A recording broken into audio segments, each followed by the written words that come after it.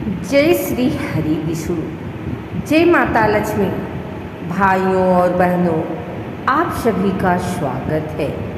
आज हम सुनेंगे द्वादशी व्रत की ऐसी चमत्कारी कथा जिसे सुनने मात्र से भगवान विष्णु की कृपा प्राप्त होती है, घर की नकारात्मकता दूर होती है और जीवन में सुख समृद्धि का आगमन होता है। कहते हैं कि जो भक्त श्रद्धा और नियम पूर्वक द्वादशी व्रत करता है उसके कई जन्मों के पाप नष्ट हो जाते हैं और भगवान नारायण स्वयं उसकी रक्षा करते हैं। यह कथा केवल एक कहानी नहीं बल्कि विश्वास, भक्ति और भगवान की कृपा का जीवंत प्रमाण है। तो आइए हाथ जोड़कर भगवान विष्णु का स्मरण करें और द्वादशी व्रत की यह पावन कथा आरंभ करते हैं। बहुत समय पहले की बात है। एक छोटे से गांव में हरिदास नाम का एक गरीब ब्राह्मण रहता था। उसकी पत्नी का नाम तुलसी था। दोनों भगवान विष्णु के परम भक्त थे। उनके पास धन नहीं था, लेकिन मन में भगवान के प्रति अटूट श्रद्धा थी।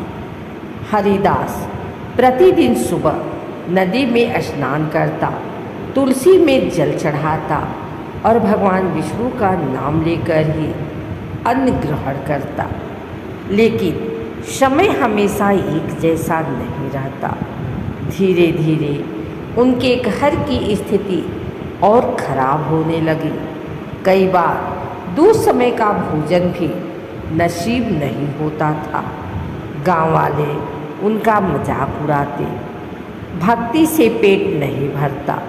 लेकिन हरिदास मुस्कुराकर कहता, जिसका पालन स्वयं नारायण करते हैं उसे चिंता कैसी। एक दिन एकादशी का व्रत था। हरिदास और तुलसी ने पूरे नियम से व्रत किया। रात भर भगवान का भजन करते रहे। अगली सुबह द्वादशी थी। घर में खाने को केवल थोड़ा सा चावल बचा था। तुलसी उसी से भगवान के लिए भोग बना रही थी। तभी दरवाजे पर आवाज आई, क्या कोई भूखे यात्री को भोजन देगा। दरवाजे पर एक वृद्ध साधु खड़े थे। उनका शरीर कमजोर था और आंखों में थकान साफ दिखाई दे रही थी। तुलसी ने तुरंत उन्हें अंदर बुलाया। हरिदास ने कहा, महाराज, घर में बहुत थोड़ा अन्न है, लेकिन जो भी है वह आपका है। साधु मुस्कुराए। उन्होंने भोजन किया और बोले, तुम दोनों की परीक्षा ली जा रही थी। जिसने द्वादशी के दिन भूखे को भोजन कराया उसने स्वयं भगवान को भोजन कराया। इतना कहकर साधु चले गए। लेकिन जाते जाते उन्होंने कहा, कल सूर्योदय से पहले नदी किनारे जाना। अगली सुबह हरिदास नदी किनारे पहुंचा। वहां उसने देखा कि पानी के बीच एक तेजस्वी प्रकाश चमक रहा है। जैसे ही वह पास गया उसे एक स्वर्ण कलश दिखाई दिया। हरिदास घबरा गया। तभी आकाशवाणी हुई, हे भक्त, यह धन तुम्हारी भक्ति और द्वादशी व्रत का फल है। इसका उपयोग केवल अच्छी कार्यों में करना। हरिदास कलश घर ले आया। धीरे धीरे उसकी गरीबी दूर हो गई। उसने गांव में मंदिर बनवाया, गरीबों को भोजन कराया और प्यासों के लिए कुआं खुदवाया। पूरा गांव आश्चर्यचकित था। उसी गांव में एक धनी व्यापारी रहता था, सेठ धनराज। उसने अपने धन पर बहुत अभिमान था। जब उसने हरिदास के चमत्कार के बारे में सुना तो बोला, ऐसे चमत्कार केवल कहानियों में होते हैं, लेकिन कुछ समय बाद उसके व्यापार में भारी नुकसान होने लगा। घर में बीमारी और अशांति फैल गई। एक दिन वह परेशान होकर हरिदास के पास पहुंचा। हरिदास ने कहा, धन का घमंड मनुष्य को भगवान से दूर कर देता है। सच्चे मन से भगवान विष्णु की भक्ति करो और द्वादशी का व्रत रखो। सेठ ने वैसा ही किया। उसने पहली बार भूखों को भोजन कराया, मंदिर में सेवा की और भगवान के सामने सिर झुकाया। धीरे धीरे उसके जीवन की परेशानियां समाप्त होने लगी। तब उसे समझ आया कि भगवान के सामने धन नहीं, भक्ति का मूल्य होता है। कुछ समय बाद हरिदास और तुलसी ने एक विशेष द्वादशी व्रत रखा। उस रात दोनों मंदिर में भजन कर रहे थे। अचानक मंदिर में तेज प्रकाश फैल गया। घंटियां अपने आप बजने लगी। दोनों ने आंखें खोली तो देखा स्वयं भगवान विष्णु और माता लक्ष्मी उनके सामने खड़े हैं। भगवान विष्णु बोले, हे भक्त, तुमने सच्चे मन से भक्ति, दया और सेवा की है। तुम्हारे घर में सदैव सुख और समृद्धि बनी रहेगी।